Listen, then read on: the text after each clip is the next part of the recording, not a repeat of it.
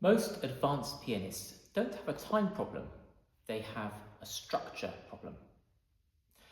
After years of teaching, performing and examining, I have learned that most practices, even at an advanced level, are inefficient.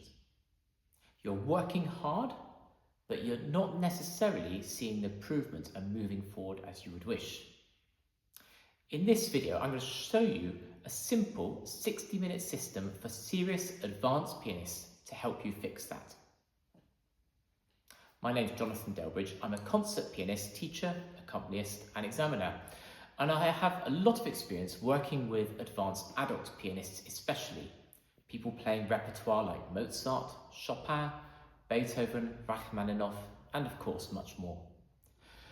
The pattern I see again and again is that pupils practice a lot, but not necessarily with a clear structure. And the result often is that they are repeating problems instead of solving them. Most practice sessions perhaps look like this. Play through a piece. Stop when something goes wrong. Repeat it a few times. Move on. Hope it improves the next time. But here is the issue. Repetition without properly diagnosing the problem doesn't create improvement. In fact, it reinforces habits. So the question is not how long do you practice for, but how do you practice? How are you using your time?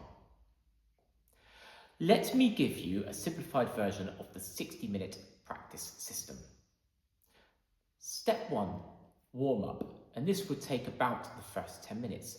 But we're not just doing random exercise, we are doing focused technique work, slow scales, really thinking about tone production, thinking about being relaxed at the piano.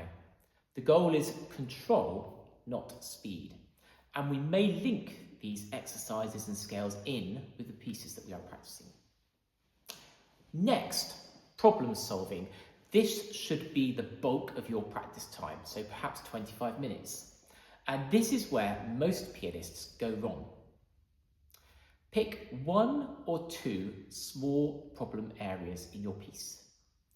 Isolate them, slow them down, and use variations such as different rhythms, articulation, maybe dynamics, and rebuild the control. What we're not doing is just endless repetition, but we are doing diagnosis. We're finding exactly what the problem is and then using different tools to solve it. Step 3, musical shaping.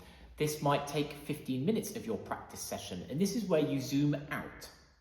You ask, where is this phrase going? What is the harmonic direction of this section of the music? What part needs to sing out? This is where advanced piano playing really happens, where you put your musical interpretation onto the piece of music you are studying. Then step 4 is a performance run. So this might take 10 minutes or so. Often people do this at the beginning of their practice, but this should come at the end. You play through your piece of music without stopping. Not to check mistakes, you just keep going all the way through. And here you are training stability under pressure. It's really useful to record this part of your practice session because that will make it feel much more like a performance.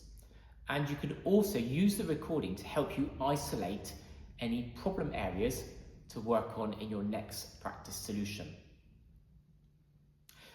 If you practice like this consistently, something changes.